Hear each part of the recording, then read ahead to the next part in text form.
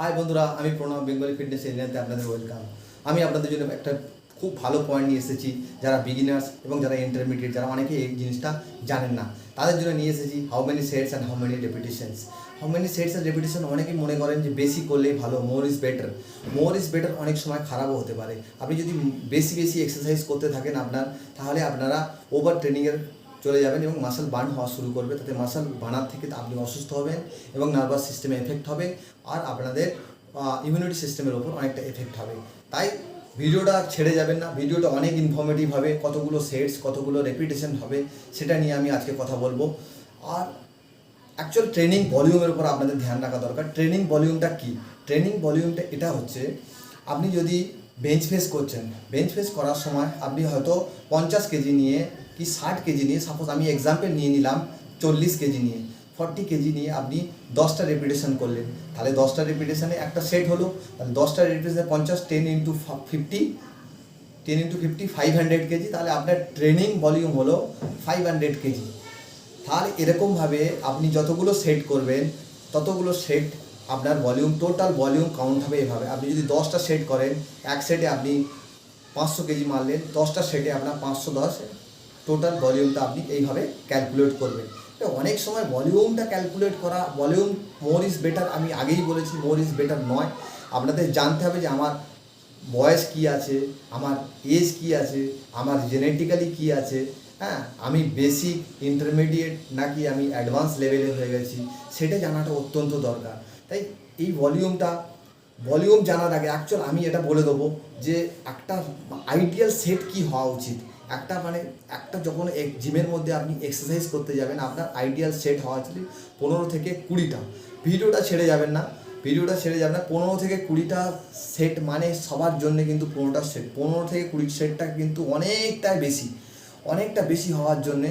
তাই সেইভাবে আপনাদের ট্রেনিং যে সিস্টেমটা আছে সেটাকে আপনাদের বুঝতে হবে। তার জন্যে আপনাকে ভিডিওটাকে পুরো দেখতে হবে। ভিডিওটাকে পুরো দেখলে আপনি বুঝতে পারবেন কীভাবে আমি আবার ট্রেনিংটা শিডিউল করতে পারবেন। ভিডিওটা দেখলে আপনি টোটালি আপনার ট্রেনিং শিডিউলটা আপনি ম্যানেজ করতে পারবেন। প্রথম একটা ফ্যাক্টরে যেটা হচ্ছে এজ আপনার কি এজ। অ্যাকচুয়ালি যারা কম বয়সে আছে, 21, 22, 23, 24, 25 বছর আছে, তাদের কিন্তু ট্রেনিং এজ, তাদের এই ভলিউম, ম্যাক্সিমাম ভলিউম থেকে স্টার্ট করলে তাদের কিন্তু কোনো প্রবলেম হবে না। তারা তাড়াতাড়ি রিকভারি করবে। তারা যারা ওভার 30 হয়ে গেছে তাদের জন্য প্রবলেম হবে, তারা রিকভারি লেট করে। তারা যদি ম্যাক্সিমাম ট্রেনিং করে তাহলে ওভার ট্রেনিং হয়ে যাবে, তার জন্য ইমিউনিটি এফেক্ট হবে এবং অসুস্থ হওয়ার সম্ভাবনাটা বেশি থেকে যায়। সেই জন্য আপনার এজটাকে ফ্যাক্টর করবে। নেক্সট পয়েন্ট আমি বলবো ট্রেনিং এক্সপিরিয়েন্স মানে এটা হচ্ছে আপনি কতদিন ট্রেনিং করছেন, আপনি বেসিক লেভেলে আছেন, আপনি ইন্টারমিডিয়েট লেভেলে আছেন, নাকি আপনি অ্যাডভান্স লেভেলে আছেন। তাহলে আমি সবার আগে আমি করব যারা বেসিক লেভেলে আছে, যারা বেসিক লেভেলে আছে, তারা 10 সেট থেকে শুরু করতে পারে। হ্যাঁ, 10 সেট থেকে শুরু করবে এবং 12-13 সেট পর্যন্ত যেতে পারে।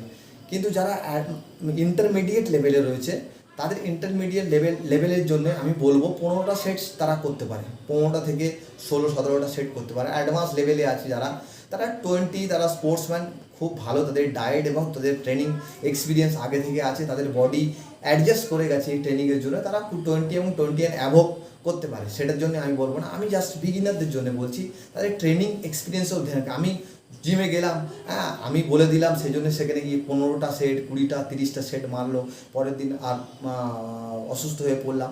এভাবে কাজ করে কোনো লাভ নেই। সেই জন্য আপনারা যখন বেসিক লেভেলে যারা বডি বিল্ডিং শুরু করছেন কিংবা জিমে যাচ্ছেন, যারা ফিটনেস করছেন, তাদের জন্য আমি বলবো 10টা থেকে 12টা সেট আপনি মারুন। আর আপনার রেপিটেশনটা হবে হার জায়গায়, আপনার রেপিটেশনটা কিন্তু আলাদা, সেটা আমি নিচে পরে কভার করছি যে রেপিটেশন আপনার কতটা হওয়া দরকার। তারপরে আমি চলে যাব জেনেটিক্স একটা বড় ম্যাটার করে। আপনার জেনেটিক্সটা দেখতে হবে যে কী হিসাবে সেট বা কী হিসাবে ট্রেনিং আপনার জেনেটিক্সের মানে আপনার বডিটা অ্যাডজাস্ট করছে। জেনেটিক্স অনেকের খুব ভালো হয়, অনেকের খারাপ হয়, কিন্তু জেনেটিক্সে আমি আপনাকে বলবো, যেরকম আপনাকে একটা ছোট্ট এক্সাম্পল দিয়ে আমি বুঝিয়ে দিই। দুটো same age, same body weight category, same food habit, হ্যাঁ, সেম ট্রেনিং ভলিউম দিয়ে এক্সারসাইজ করার পর আপনি দেখবেন নেক্সট দিন দুজনার কিন্তু রিকভারিটা আলাদা আলাদা হচ্ছে, দুজনের প্রোগ্রেস আলাদা আলাদা হচ্ছে, দুজনের মাসাল গেন আলাদা হচ্ছে, কারোর মাসাল লস হতে পারে কিংবা ভালো গেন হতে পারে, কারোর অনেক বেশি ভালো গেন হতে পারে, অনেক কম গেন হতে পারে। এটা টোটালি জেনেটিক্সের উপর নির্ভর করে। আমাকে এই ধ্যানটা রাখতে হবে কি আপনার জেনেটিক্সটা কীভাবে, জেনেটিক্স কেমন, আমি কি হাই ভলিউম ট্রেনিং করলে আমি কি নেক্সট দিন রিকভার করতে পারি। তো সেই অনুযায়ী আপনার ট্রেনিং ভলিউমটা আপনি সিলেক্ট করবেন। জেনেটিক্স টাইপ অফ এক্সারসাইজ আমি এবারে বলে দেবো। টাইপ অফ এক্সারসাইজ হচ্ছে আপনার যেটা আপনি কম্পাউন্ড মুভমেন্ট থেকে কতটা এক্সারসাইজ করছেন পুরো ট্রেনিংটা, আর আইসোলেটেড মুভমেন্ট থেকে কতগুলো ট্রেনিং করছেন। জেসে আমি দুটো জিনিস আলাদা করে বুঝিয়ে দিই।